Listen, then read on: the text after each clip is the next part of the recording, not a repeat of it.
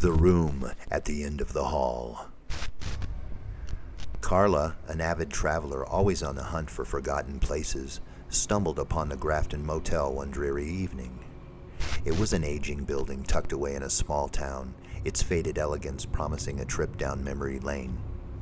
Intrigued and slightly desperate for a place to stay, she checked in. The clerk at the front desk, a slender man with watery bloodshot eyes, handed her an old-fashioned iron key. Room 237, the room at the end of the hall, he said with a nervous quiver in his voice. We don't usually rent that one out, but since we're full tonight, just make sure you don't disturb the other guests. Why wouldn't you rent out room 237? Carla asked, curious. Some people find it unsettling, he replied, avoiding eye contact. Intrigued, Carla thanked the man and made her way down the narrow, dimly lit hallway, its walls adorned with faded wallpaper that looked like it hadn't been changed in decades.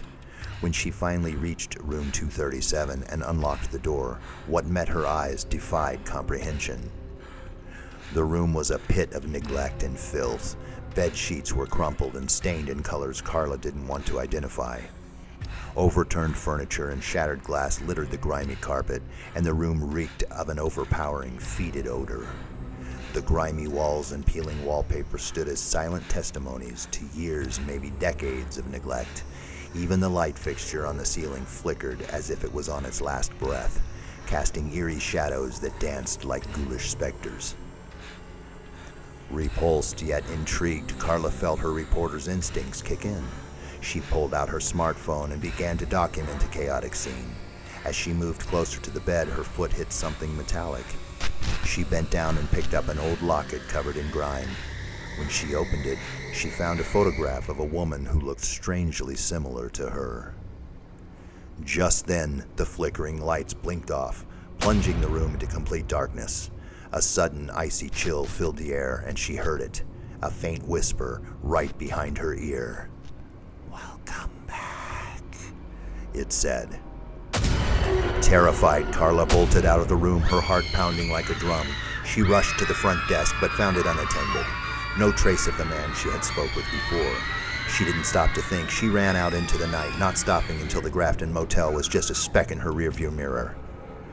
For days she tried to forget, but the memory of that room haunted her. Then a week later, she received a package.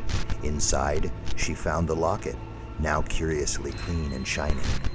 Along with it was a note. Room 237 is yours forever. Don't ever forget. From that day on, Carla did her best to avoid small towns and aging motels, but sometimes, late at night, she would hear that whisper again. "Welcome back." And she knew room 237 was waiting, a sanctuary of nightmares at the end of a long, dark hallway, a room she would never escape, no matter how far she ran.